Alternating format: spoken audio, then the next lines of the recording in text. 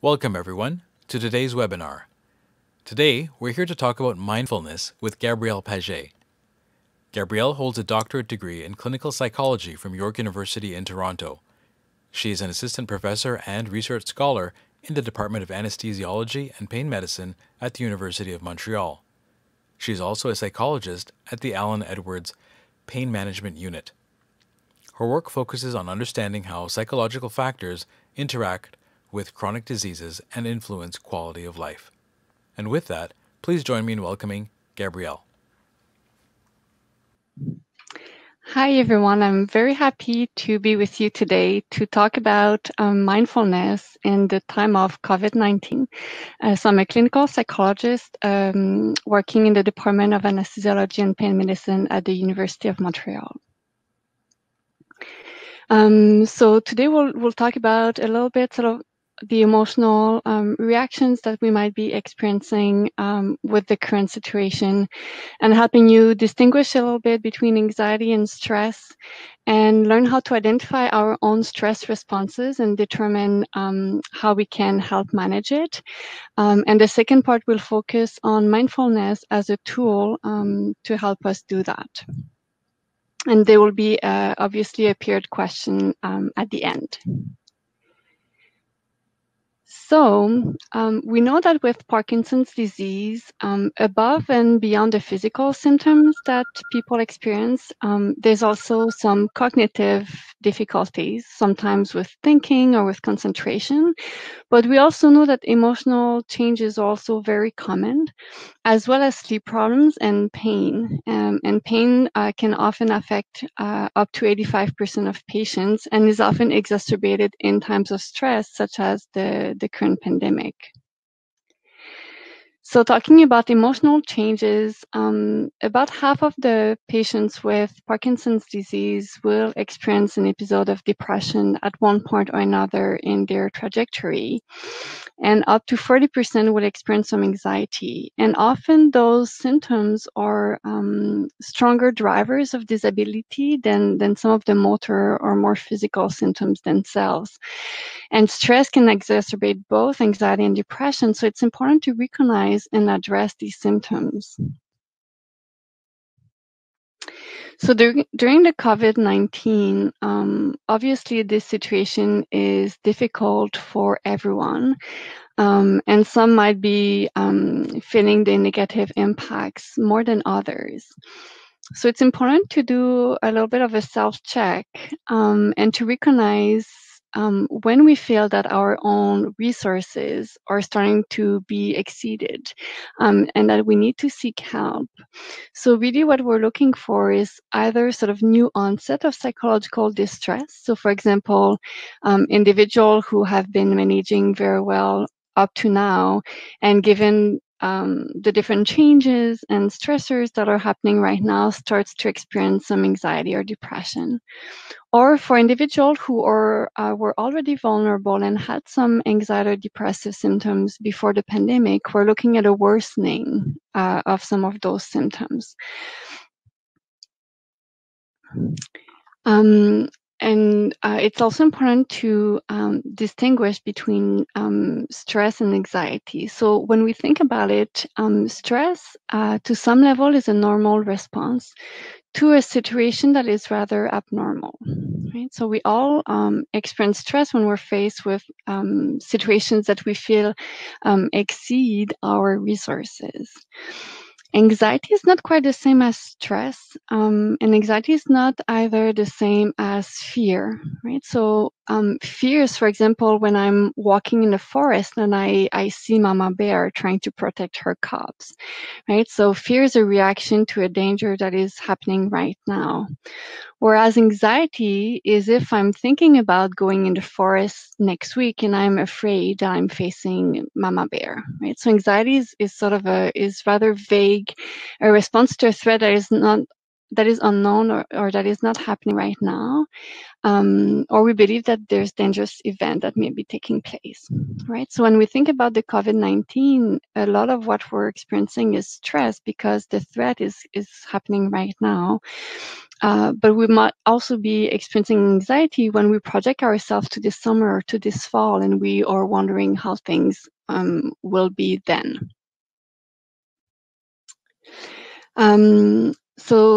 At the end of the presentation, you'll have access to the resources that I'm presenting here, but there's a lot that has been written about mental health in the time of COVID.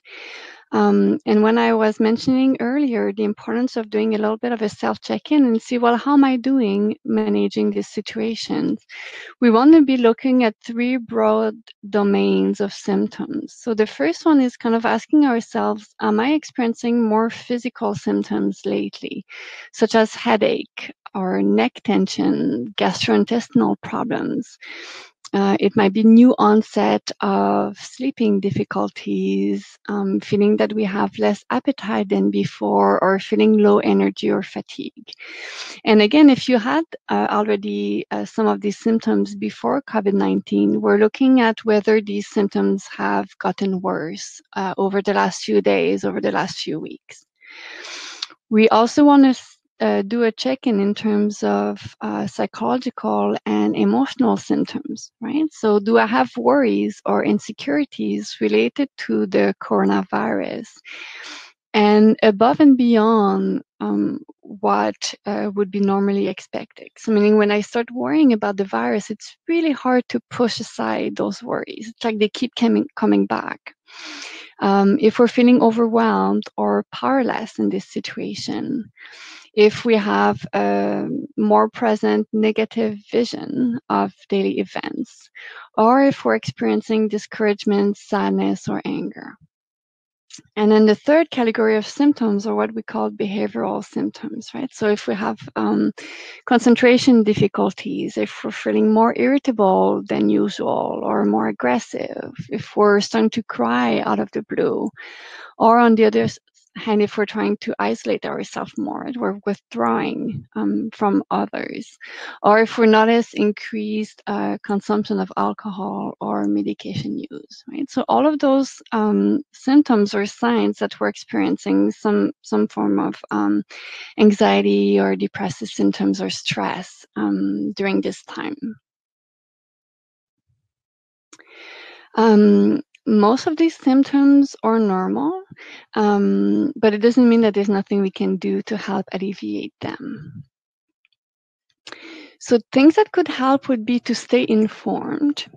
And by staying informed, it's getting the right amount of information from the right source, right? Like if we're plugged on the TV, radio, or internet all day long, we get bombarded by information about the COVID-19, and often that can make our stress heighten, right? We experience more distress from this.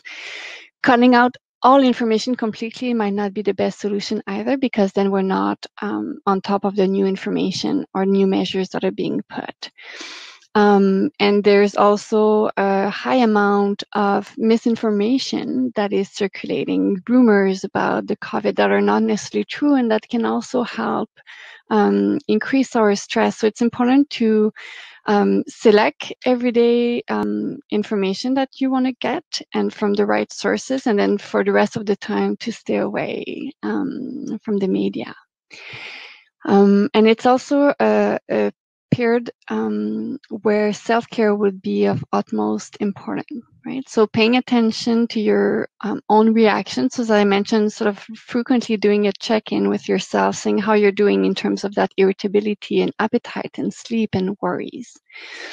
Having healthy living habits, which can include mindfulness practices that is integrated in a daily routine. And that daily routine, it's important that it includes some pleasurable activities, right? We're limited in terms of whether we can go out or who we're allowed to see and so on. But it's important to find new ways of integrating small pleasures every day.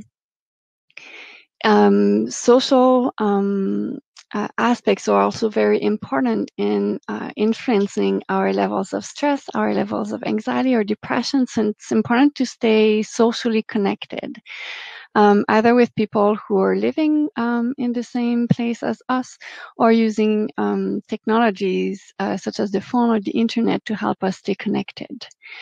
And it's to remind ourselves that uh, when we had faced difficult situations in the past, for example, when we first learned about the diagnosis or when our symptoms progressed, or even before the onset of Parkinson's disease, when we had challenges in our lives, trying to think, well, what has helped me overcome some of these difficulties in the past that I can maybe start to put in place or start to do again right now to help me.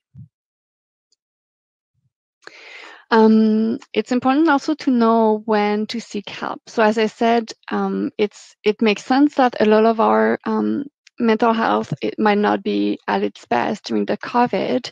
But if you're experiencing some of these symptoms, it would be important to go seek help either from a family doctor or from mental health professionals. So heightened symptoms of anxiety, like when we're starting to suffocate, having really rapid, uncontrolled heartbeat, dizziness or nausea, when we have major sleep problems, and particularly insomnia, when we have appetite changes that are leading to weight loss, or when we have low energy and exhaustion and we're barely able to get through the day, those are physical symptoms that might warrant seeking help. Psychological symptoms would be when we're feeling overwhelming fear that we're not able to put aside, that we're panicked when we hear any talk of the virus, when we have negative thoughts that keep coming back in our head and we're not able to chase away, or when we feel no pleasure and no interest in doing activities that we used to enjoy, right? Those are also signs that it might be more than just feeling down, and that these might be signs of depressive symptoms. And in terms of behavioral symptoms, if we find that it's getting very, very hard to carry our daily tasks, things that we could do not too long ago, that we obsessively monitor symptoms, right? Always check 20 times a day, for example, taking our temperature. If it's intense and frequent crying that is uncontrollable, if we notice that we're in constant conflicts with other members, if we have inability to concentrate, or if really alcohol, drug, or medication abuse are getting out of hand, those would also be times to seek out help. Otherwise, if the symptoms are rather mild, then doing self-care and some of the techniques I will show might be helpful. Right? So mindfulness is a way that can be used to diminish the stress response. But first, we have to know and understand what a stress response is, and breaking it down to understand how ourselves are experiencing the stress response. That's really the first step in helping manage it. So what is stress really? So stress is a reaction from your body when you're facing a situation that requires adjustments or that requires a response, right? So humans are usually living in a state of balance, of equilibrium. And when that balance is getting broken, then our body engages in a stress response to address the threat or the challenge. And once that challenge has been overcome, then it returns to our balance. So stress is composed of some cognitive components, right? Sort of thinking, emotional components, behavioral components, so things that we do, and then a biological component, which this is what triggers the response. There's also different types of stressors. So some might be physical stressors, right? So those are type of stressors that will really put a strain on your body, right? So facing like extreme temperatures, having a chronic illness, having an injury, suffering from acute or chronic pain, all those conditions are what we call physical stressors. There are also another type of stressor, which are the psychological stressors, right? So basically, this is a very broad category of stressor, and it's anything that we interpret as being threatening, right? So it can be losing a job, having a conflict with a spouse, or being confined at home because of COVID-19. But the bottom line is, it doesn't really matter whether you're facing a physical stressor or a psychological stressor. The body response is the same. Your body will release the stress hormones.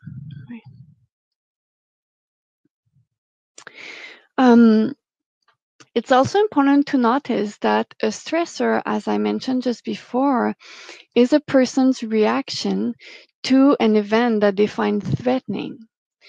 So usually what is threatening will vary greatly from one person to another. So two people, for example, will be facing social isolation at home because of COVID. One person might be very happy about it because it gives them a break and they can finally have time for themselves. Another person can find it very stressful because they're being cut off of the people who used to help them, for example, on a daily basis. So it's not the event itself that would be stressful, but it's rather how we interpret that event, right? So if there's a stressor that happens and we don't find it threatening, then we will simply return to our regular activities and nothing will happen.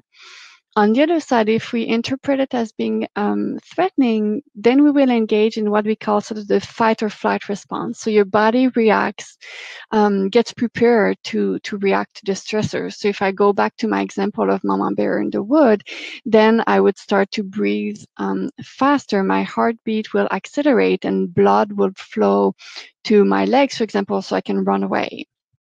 And this will happen through activation of what we call the HPA axis. But really, it's a cascade of changes that happen that leads to the secretion of cortisol, which is the stress hormone. Okay.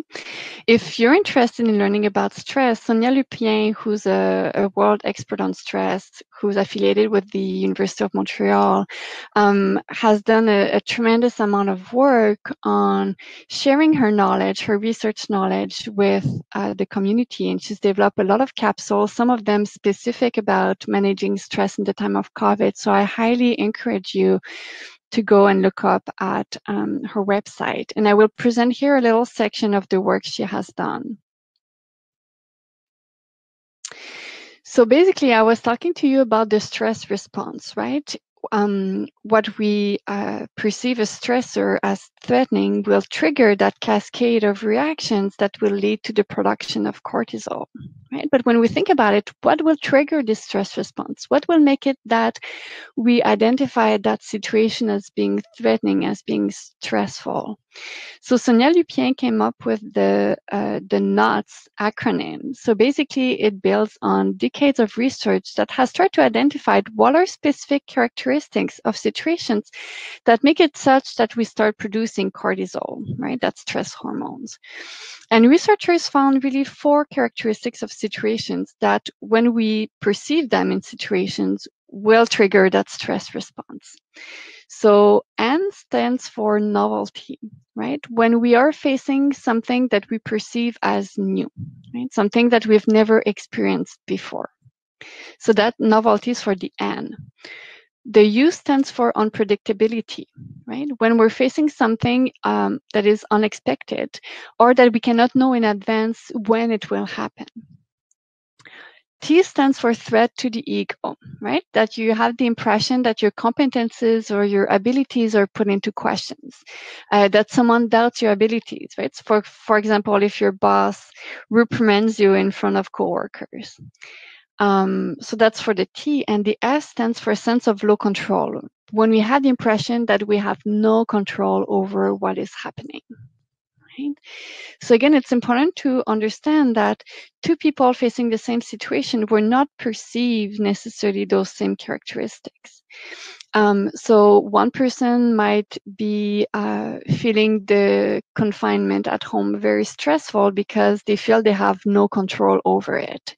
Whereas another person might feel it's stressful because it's very unpredictable. They don't know when it will end. Right? But research has shown us that when we perceive one or more of these NOTS characteristics in a situation, our body will produce cortisol. We will start experiencing a physiological stress response. So how do you manage that stress response, right? So first, we need to recognize that we are stressed. We need to recognize that our stress response has been activated. So this will vary from one person to another, which symptoms they will have, and in terms of intensity as well. But we're looking for having dilated pupils, when you have hair that stands on the end, an increased heart rate, our breathing has changed, like we're taking more shallow breath, the muscles are more tense, our eyes start to wander, we have spontaneous sort of anger outburst. We're constantly thinking about the situation or the stressor, or we're having cognitive difficulties like forgetting things. Those are all signs that we might be sort of facing a stress response. The second step is trying to find the origin of the stressor, right? What is it that causes me stress? It's often obvious, right? In the situation we're facing right now, COVID-19 is a stressor for many people, but sometimes it can be more subtle. And when we have identified our stressor, then one way to diminish that stress response is to deconstruct it using the NOTS model that I just showed you. So again, you can refer to Sonia Lupien's website for more information about it. But really, it looks something like this, and I encourage you to kind of make your own table at home. And it might change every day in terms of your stressors. So for example, it might be this morning you're feeling stressed. Let me give you a complete example. You might be stressed because you have no more food at home and you have to go to the grocery store, right? In times when it's not the pandemic, that might be a very normal thing to do, but you might be experiencing a lot of stress because maybe you feel that it's unpredictable, right? You feel that you don't know if there's going to be a long lineup, if there's going to be a lot of people at the grocery store or not, or if you're going to be catching the virus if you go or not. And you might be feeling low sense of control because you have no control over whether there will be flour at the grocery store or not. You might be experiencing a stressor today because you learned that a family member was infected with the coronavirus. And you might find it stressful because for you it's novel, and you feel that there's nothing you can do about it. You feel really out of control. So the goal is for you every time you have a stressor to kind of write it down on your table and then try to understand, well, I'm feeling that this is stressful because it is novel, unpredictable, threatening the ego or sense of low control. And if you're two or more at home, do this exercise and compare, because even if both of you notice that going to the grocery store was a stressor, you might not have checked the same column, right? Something that is unpredictable for you might be more novel for someone else. Over time, if you do this long enough, you can start adding up your column, and you might notice that you as a person, you're more vulnerable to one of these four characteristics. So for example, in here, we notice that sense of control is coming up often. And that person then has learned that she tends to feel more stress when she's in a situation that she has very low control over, right? So that's step number 3. So as I said, you want to understand your own reactions and what you're the most sensitive to in the NOTS model. And once you do that, you're ready for number 4. You're ready to take action. You're ready to minimize your vulnerability to the NOTS model.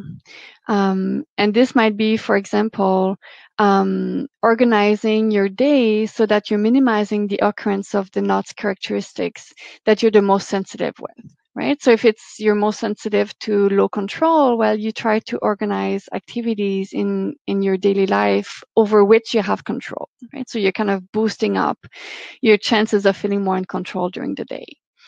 You can practice 3 good things. I mentioned earlier that it's important in those weird times to have pleasurable activities set up every day. This will help reduce the number of stressors you might pick up on. So practice pleasant activities, and then use relaxation and mindfulness techniques that can also help once the stress response is triggered. So how does mindfulness kind of fit in all of this, right? So we know that the brain plays a central role in the experience of pain, depression, and stress. And the question is, we can use mindfulness in the moment when we're feeling really stressed, but it's also much more sort of a way of being that we get the most benefit from when we practice on a regular basis, when we sort of train our brain to decrease the impact that some stressful experiences can have. So really, what is mindfulness? Again, there's a whole lot of literature out there, but I find that often images give us a much more better definition than words themselves, right? So here on the left side is usually what's going on in our mind. We think about so many things all at once, what has happened yesterday, what will happen tomorrow, but we're often not at all in the here and now. Right. So on the right-hand side of the picture, it's sort of what we might think about mindfulness is kind of reducing all the noise that happen around us and focus on the present moment. So an official definition from Kabat-Zinn, which is one of the leaders in mindfulness, is paying attention in a particular way on purpose, right? Directing our attention in the present moment. And a key of it is really doing this non-judgmentally, right? So removing the judgment on our experience. So mindfulness is definitely not something new, right? Like it goes back to some very old Buddhist traditions. And it's based on Zen, Vipassana, and Tibetan meditation techniques. So it's used in the East for a very, very long time, and it caught on popularity in the West, mainly when it was sort of vulgarized through these three leaders. And they've published many books that you can consult if you're interested in learning more about their story. But mindfulness, if we break it down as in the definition, as I mentioned just before, there's sort of four essential components. So mindfulness is bringing your attention to the present moment, right? So you do this by paying attention. So some will decide to pay attention to their surrounding. Others will decide to pay attention using all of their senses, right? So they might focus on what they hear right now. They might focus on the taste in their mouth. They might focus on what they smell, right? So it's just sort of bringing your attention on purpose in the present moment. So the on purpose really means with intention, right? So I'm purposefully bringing my attention to my breath, for example, or the contact of my legs on the chair. And the purpose of this is to become aware of your experience right now. Right now, so in the present moment, right? In the here and now. So I'm not thinking about what I was experiencing yesterday or what might be coming on tonight. It's really trying to be right here, right now. And non-judgmentally, right? So I teach a lot of mindfulness to chronic pain patients. And this is often a challenge because our brain is so trained to interpret pain as a negative experience.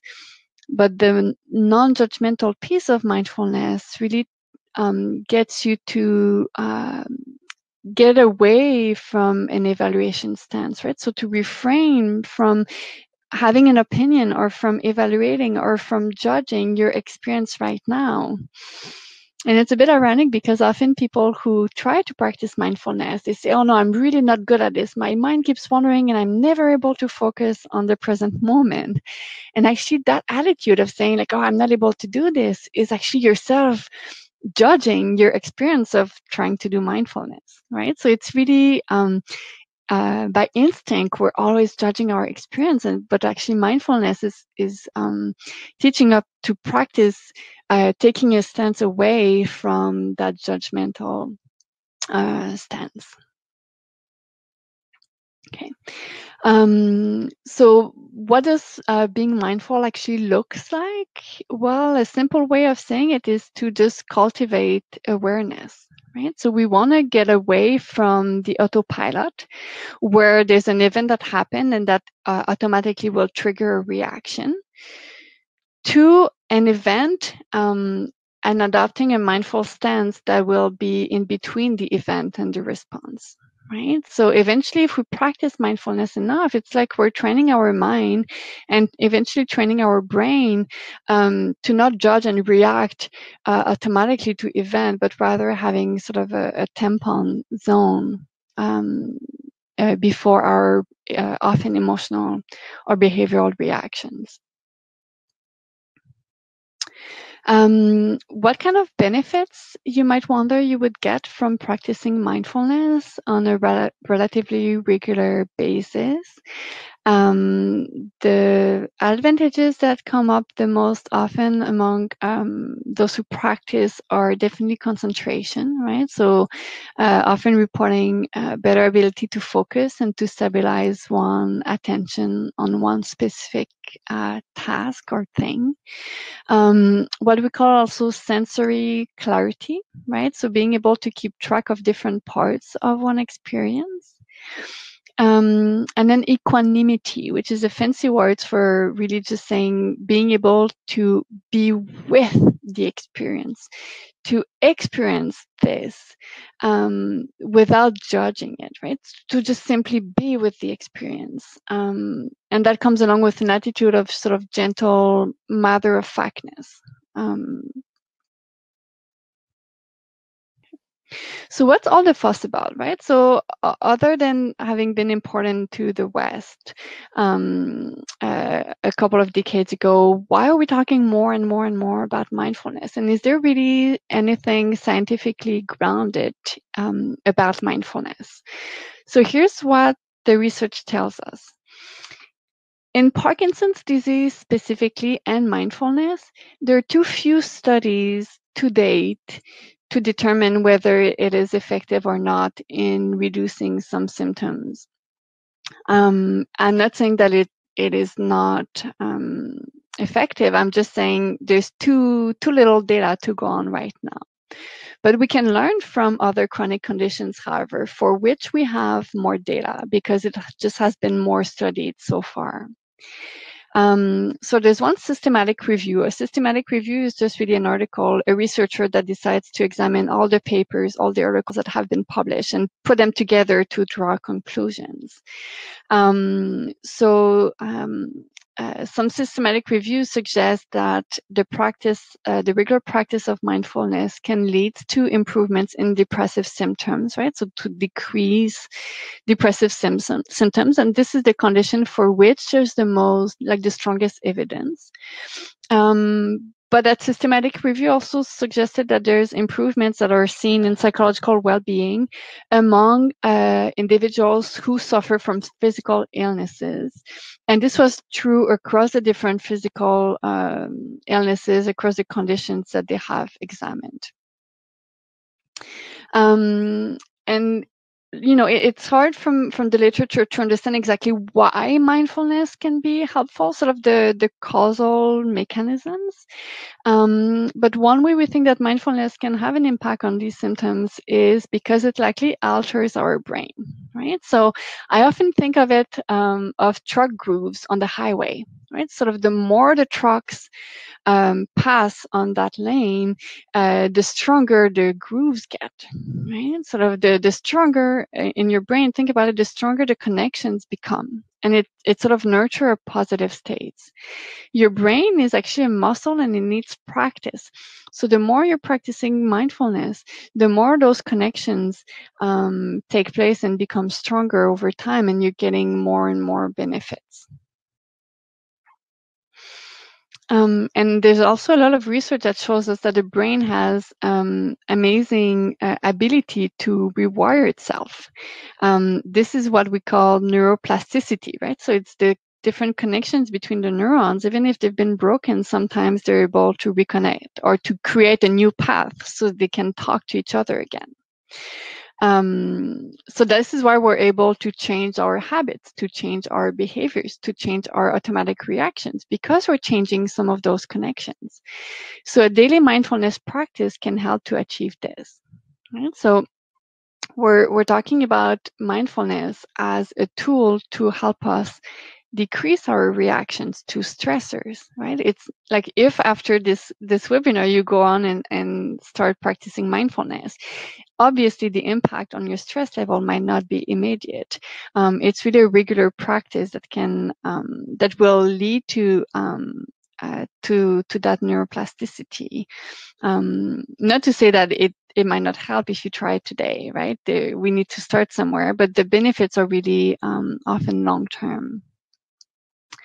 And what about emotional response to mindfulness, right? So mindfulness is really helping you attach labels to your thoughts, and detaching yourself from the emotions, right? So mindfulness really helps you a little bit if instead of being within your experience and feeling completely overwhelmed by emotions, you're kind of able to detach yourself. It's like if you're a little bird or a little fly watching yourself experience these emotions, right? So it helps you not be an event, but really just recognizing that you are experiencing an event. It's actually helping you recognize that thoughts are just thoughts. They're not undisputable facts, right? So sometimes we might have a negative thought, something like, "Oh, I'm really a stupid person."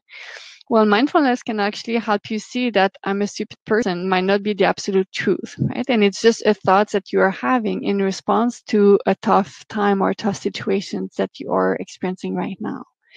So it gives you awareness about your experience, about your emotions, about your thoughts, instead of judging them.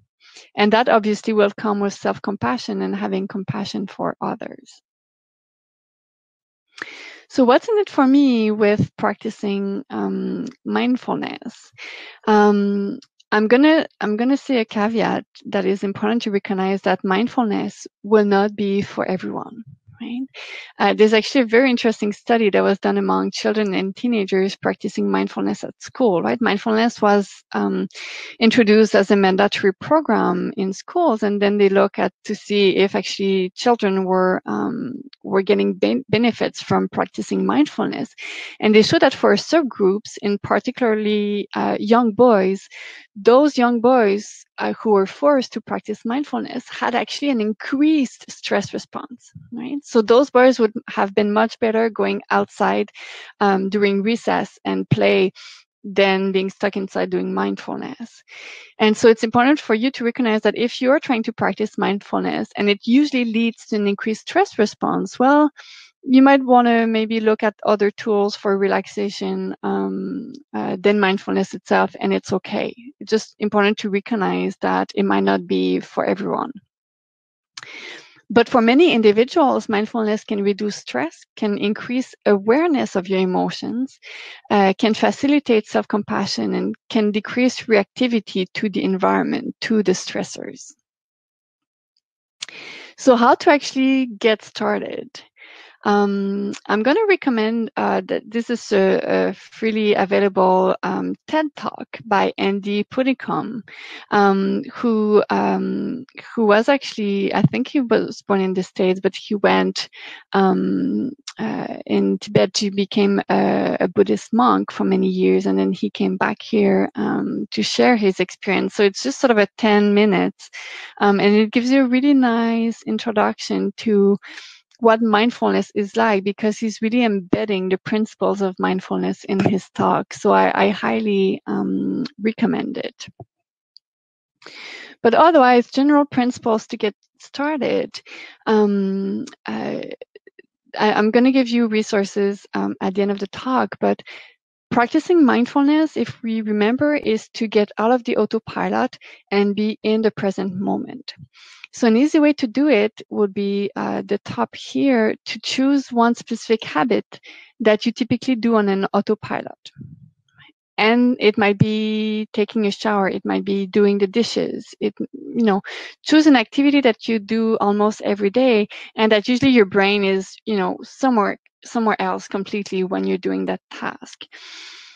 And so choose that task and then pay attention to how, maybe if it's driving, you're often on the autopilot, how tight you hold the steering wheel, or how tight you hold the cloth when you're washing or drying the dishes, or what is the tone of your voice in an argument, right? So whatever task you choose, then the next time you do it, just pay attention. Get out of the autopilot and pay attention to your senses as you are doing that task. The second option is to choose a cue, and when it occurs, focus on your breathing, right? So it might be every time you hear the phone ring, every time you're at a traffic light, every time you're getting dressed, every time you're going through a door. So choose a specific cue, and when you do that cue, when that cue happens, then just focus on your breathing, right? So pay attention to the air that is coming in and out of your lungs. Right, so that's another easy way to just getting started, getting a feel a little bit for what it looks like to be in a mindful state. You can also decide to implement a mindful morning routine, right? So, for example, pick an activity you do every day, like brushing your teeth, and focus on what you're doing. So focus on the body movements, maybe of your arm or of your hands, on the taste in your mouth, on the touch, on the smell, on the sight, on the sound, right? So go through all the senses and really pay attention to what is it that you're experiencing at that moment. So as you see, to start practicing mindfulness doesn't have to be complicated. It can really be embedded with your routine, and it requires you to simply get out of the autopilot and be in the present moment with your experience, not judging it. There's often questions of how often to practice it, right? So as I said, a nice way to start for those among you who are not already doing mindfulness would be just to include those little steps every day. If you want to add in some more systematic mindful pauses throughout your day, there's very little research that tells us, 5 minutes is enough to get benefits or not, or if it has to be half an hour. Or so the goal is do what is doable for you, what works for you, what you're able to sustain over time. This is really going to be much more of a key, an important thing is the regular practice than the actual amount that you practice. So it can be short as 1 to 5 minutes where you slow down, you feel your body, you breathe more fully. You try to let go of your thoughts and notice, what happens. And after that 1 minute or that 2 minutes, you decide to return to the present moment with gratitude and acceptance. Or you can decide to have a more systematic practice where you would set aside 5 to 30 minutes a day to do a meditation or yoga or art or any other activity you enjoy, but to do it mindfully with the principles we've discussed. There's a lot of resources out there in terms of books or audio or phone apps. All of that can help you learn, stay motivated, and practice regularly if you're into that kind of stuff. And finally, that I created the document that these resources will be available for you to access after. But the first three are really apps or websites that you can access that offers free meditation. So Headspace, for example, is a very well-known online and app for meditation. And during the time of COVID, they've made a lot of their content available for free. And then John Kabat-Zinn has a couple of mindfulness exercises on YouTube for beginners and guided mindfulness meditation that you can follow if you're the type of person that needs to be sort of a context and a guide, someone that guides you through this. And finally, the second part of those resources are just in case you need a little bit of additional help coping during the COVID-19. So resources in terms of how to cope with the confinement and isolation, and how to recognize when mental distress is increasing. So I really encourage you to consult those websites if you feel the need for this. So with that concludes sort of the information that I had prepared for you today, and I'd be really interested to take any questions that you might have today. Thank you, Gabrielle, for a very informative and interesting presentation. We will now open the forum for questions. As a reminder, to ask a question, simply type your question into the chat window located on the right side of your screen.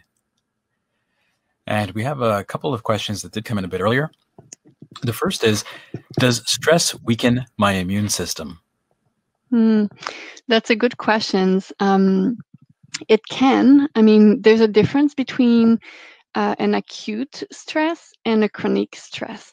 So if I go with Mama Bear in the wood, I'm going to experience a stress response. And then when I'm out of the wood and the danger has passed, the stressor is gone, my body stops that stress response and go back to baseline. Likely that single event won't affect your immune system.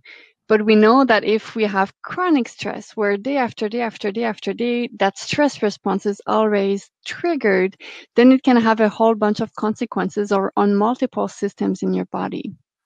So it's important to understand your stress response, as I mentioned before, and try to reduce it as much as you can. But I would direct you to Sonia Lupien's website. There's really a lot of information about the stress response, what happens when it is chronic. Okay, thank you for that. A second question that did come in is, I've heard that there are breathing techniques that can help me. What are some of the details around those techniques? Yeah, there's a lot of different breathing techniques out there.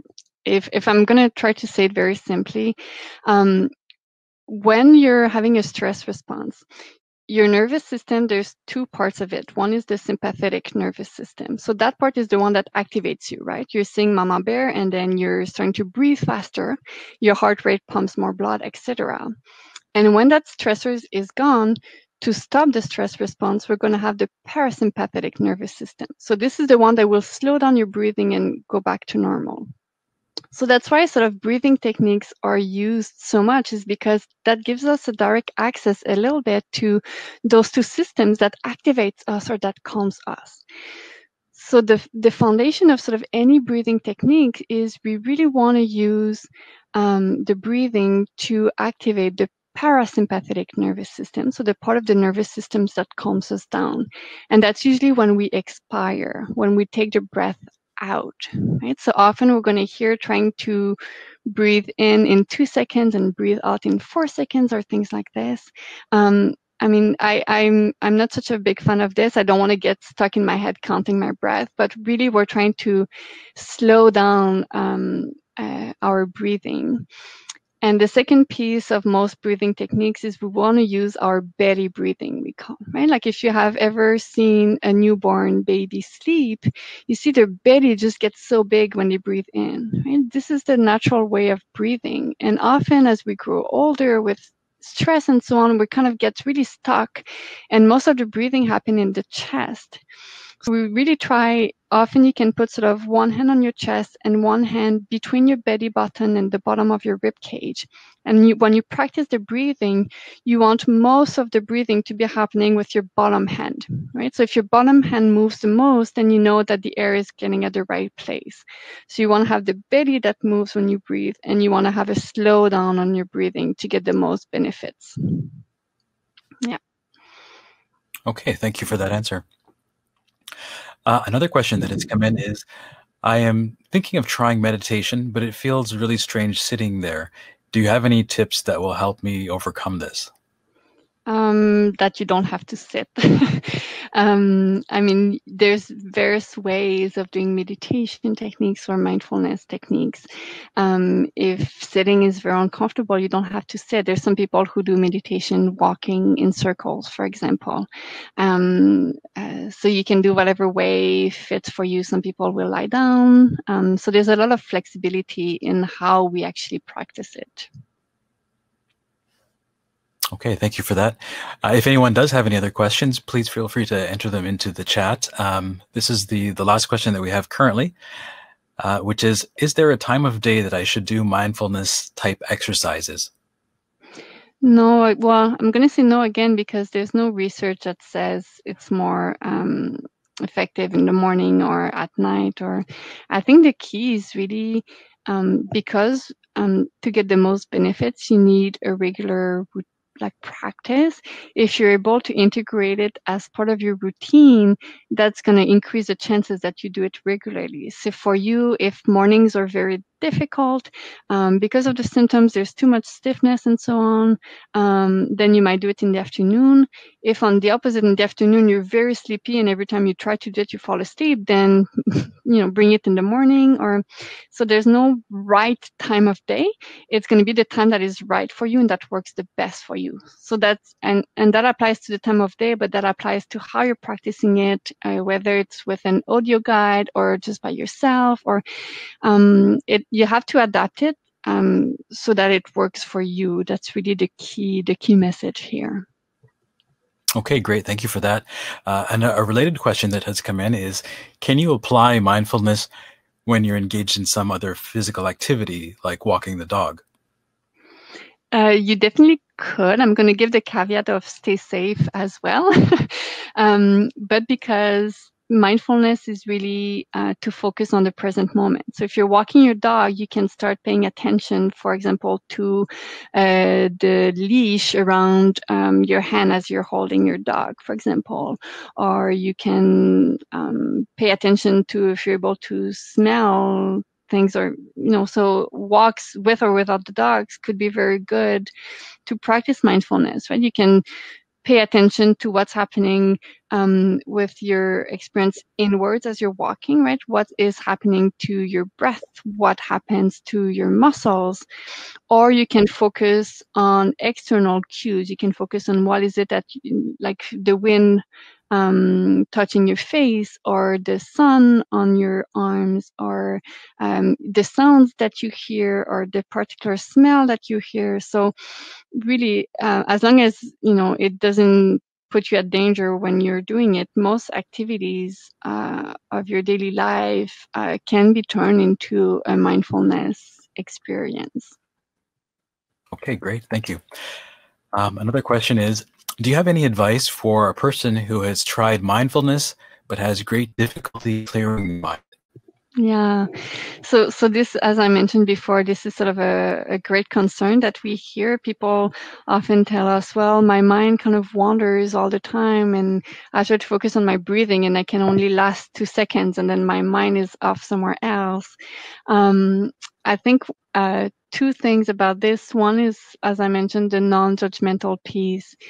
Your mind will wander. This is what happens. This is part of the human experience. And it doesn't mean that you're not doing mindfulness well or that you're not getting the benefits from mindfulness. It just means this is your experience right now, right? And so when it happens, you might be sort of 6 or 7 thoughts later before you notice that your mind is going there. It's to simply acknowledge it, saying, oh, I recognize that my mind went there. I thank my brain for this process and I slowly just bring back my attention to my breathing.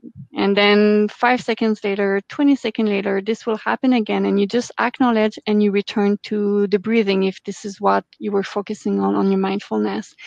So it's just to recognize that this is a normal process that will happen and to really keep the piece of not judging your experience at the forefront.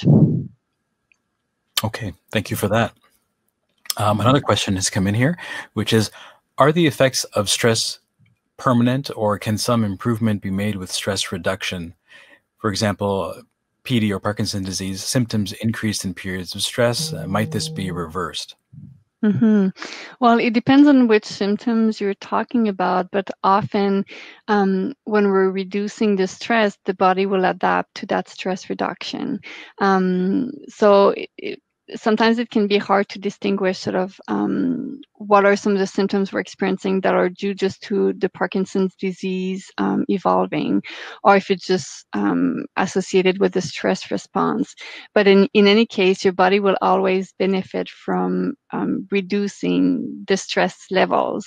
And then it might be like a wait and see in terms of what will happen to the other symptoms you've been experiencing at the same time. Okay, thanks.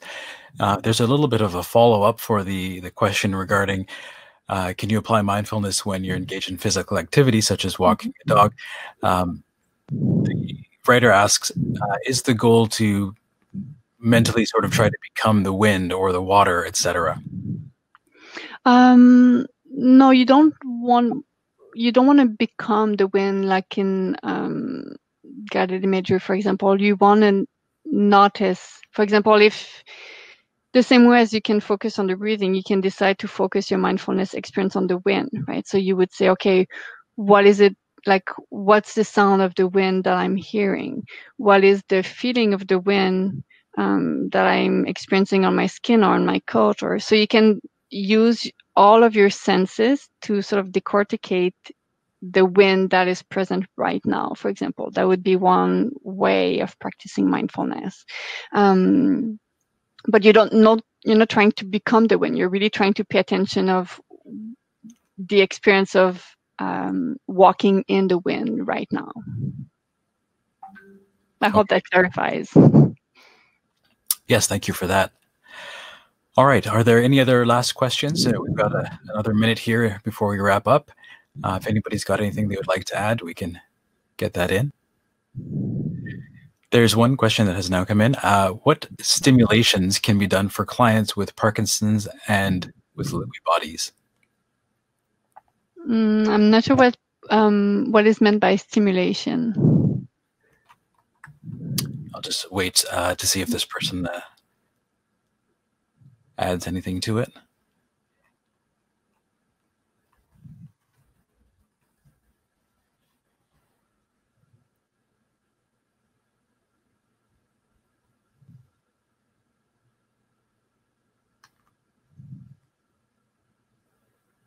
They haven't added anything to it. So Lewy bodies, just for the sake of the conversation here, are, I guess, buildups of protein that are developed inside of nerve cells. They contribute to Parkinson's disease and more particularly dementias. So I imagine what she may be asking is what sort of other stimulations could help individuals that maybe have dementia to guide them into some sort of mindfulness. Oh, so how we can adapt mindfulness when there's cognitive memory difficulties and things like this? Yes. That's a good question. I mean, the goal is really just to bring the attention to the present moment, whatever it is, right? So, yeah, I'm not sure how to understand. I cannot, other than that adaptation we talked about, sort of being flexible. You don't have to be sitting. You can be in whatever position you want. I'm not sure, because cognitively it's simply just to be taking an observing stance. So that would be applying whatever other symptoms you might be experiencing at the moment. Okay. All right. We're just in our last minute here, everyone. I would just like to wrap up with thanking everybody for attending and thanking Gabrielle Pagé for an excellent presentation today. We would like to remind you that our next webinar is tomorrow, April 21st at 1 p.m. noon Eastern Standard Time. And the subject is Dancing with Parkinson's. There's a documentary and a chat with Sarah Robichaud and Anissa Tejpar. Have a great day, everyone. We'll talk to you soon.